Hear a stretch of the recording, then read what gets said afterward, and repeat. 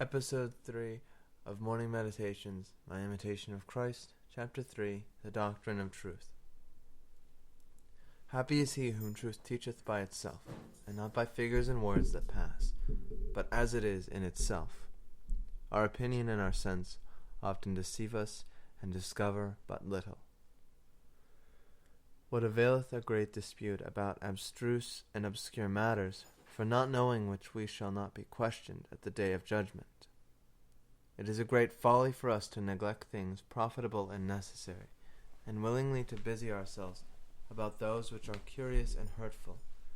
We have eyes and see not. And why we need concern ourselves about terms of philosophy? He to whom the eternal word speaketh is set at liberty from a multitude of opinions. From one word are all things, and this one all things speak. And this is the beginning which also speaketh to us. Without this word no one understands or judges rightly.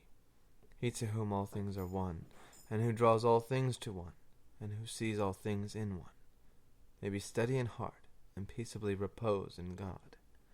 O truth, my God, make me one with thee in eternal love. I am wearied with often reading and hearing many things. In thee is all that I will or desire. Let all teachers hold their peace. Let all creatures be silent in thy sight. Speak thou alone to me. The more a man is united within himself, and interiorly simple, the more and higher things doth he understand without labor, because he receiveth the light of understanding from above. A pure and simple and steady spirit is not dissipated by a multitude of affairs, because he performs them all to the honor of God, and endeavors to be at rest within himself and free from all self-seeking. What is a greater hindrance and trouble to thee than thy own unmortified affection of heart? A good and devout man first disposes his works inwardly, which he is to do outwardly. Neither do they draw him to the desires of an inordinate inclination, but he bends them to the rule of right reason. Who hath a stronger conflict than he who striveth to overcome himself? And this must be our business, to strive to overcome ourselves, and daily to gain strength over ourselves, and to grow better and better. All perfections in this life are attended with some imperfections, and all our speculations with a certain obscurity. The humble knowledge of thyself is a surer way to God than the deepest search after science. Learning is not to be blamed, nor the mere knowledge of anything which is good in itself and ordained by God, but a good conscience and a virtuous life are always to be preferred before it. But because many make it more their study to know than to live well, therefore are they often deceived, and bring forth none or very little fruit.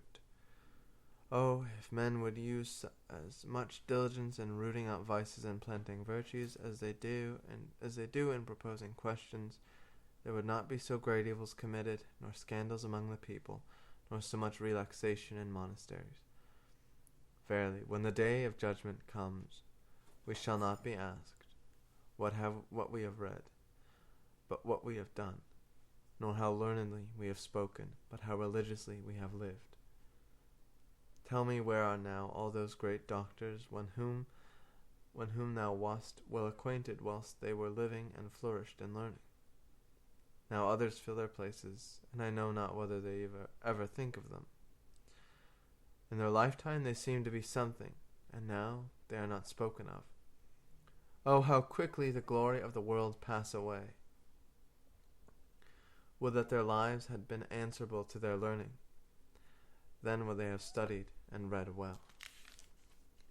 How many perish in the world through vain learning, who little care for the service of God, and because they chose rather to be great than to be humble, therefore they are lost in their own imaginations.